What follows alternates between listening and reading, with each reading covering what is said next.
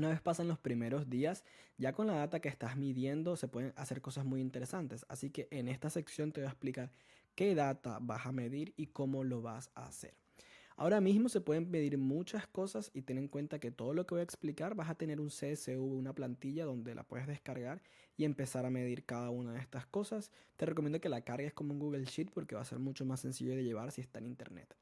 Entonces, las cuatro métricas que importan ahora mismo son los correos enviados, las respuestas totales, las respuestas positivas y las reuniones agendadas. Ten en cuenta que me estoy dejando otras métricas como las reuniones que de verdad se presentan, que se realizan, las demos, segundas reuniones, reuniones de seguimiento, pilotos, tasas de cierre del piloto, dinero que vendes, dinero que facturas. Se pueden medir muchas cosas, pero ahora mismo importan solamente estas cuatro. Normalmente, como lo vamos a ver, lo vamos a medir de esta forma, donde día a día vamos a enviar un 100 correos, por ejemplo, dos respuestas, una positiva, y lo vamos a estar llevando así. Para que al final, al total de la semana o incluso al total del mes, saquemos los correos enviados, las respuestas, las que son positivas y las reuniones que hemos tenido a través de ella. Con lo cual vamos a tener métricas a través de porcentajes muy interesantes. Vamos a tener reply rate, positive reply rate, o sea, tasa de respuesta positiva, tasa de reunión y por ejemplo aquí vamos a sacar cosas muy interesantes como la cantidad de correos que necesitamos para una respuesta positiva o la cantidad de correos que necesitamos para generar una reunión.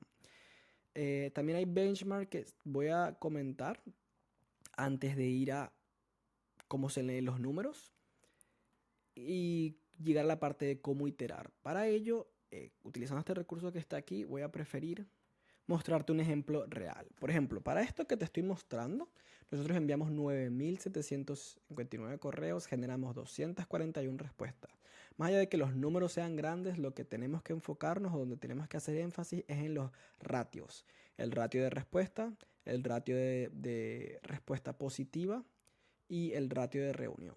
De todos estos números que pueden ser 9.000 o 250.000 correos, me interesa tener una tasa de respuesta entre el 2 al 4%. Claramente todo lo que sea arriba del 2 suma, es decir, tener una tasa de respuesta del 5, 6, 7, 8 es súper positivo también, pero claro, es un número más irreal, es más complicado de conseguir y depende mucho de la oferta que vendas, la industria en la que estés y muchos otros factores. Entonces, una tasa de respuesta sana, una tasa de respuesta saludable debería ser alrededor o en torno al 2%. Una vez tienes esto claro, te interesa tener una tasa de respuesta positiva, es decir, de la gente que te responde, quieres que mínimo entre el 30 y el 50% estén interesados. Claramente tasas más altas del 70 o el 80 son positivas también. Pero lo dicho, esto no es la norma y no es tan sencillo de conseguir. Una tasa de respuesta positiva del 33% no está del todo mal, estás como dentro del benchmark. Y luego idealmente te deberías reunir con el 50 al 70% de la gente que te responde de manera positiva, cosa que por ejemplo yo no logré aquí en este mes y está tildado como naranja. Entonces, estos son los benchmarks y cómo los suelo llevar yo. Y leer las campañas de esta forma te va a ayudar a entender si lo que estás haciendo funciona o no, cuántas campañas tienes activas y claramente a partir de estos números ir optimizando. Apagar las campañas que no funcionan o las variantes que funcionan peor que otras. Aquí, por ejemplo, hay un poco a nivel de benchmark. Rango sano, es muy bueno. Y por ejemplo aquí, que es un ejemplo real, el cuello de botella aquí es la conversión de la respuesta positiva a la reunión, que es bastante bajo. Entonces esto es un ejemplo real que también puedes mirar. Y luego cuándo iterar. Aquí puedo complementar la información que está, como por ejemplo si el reply rate es menor a 1%,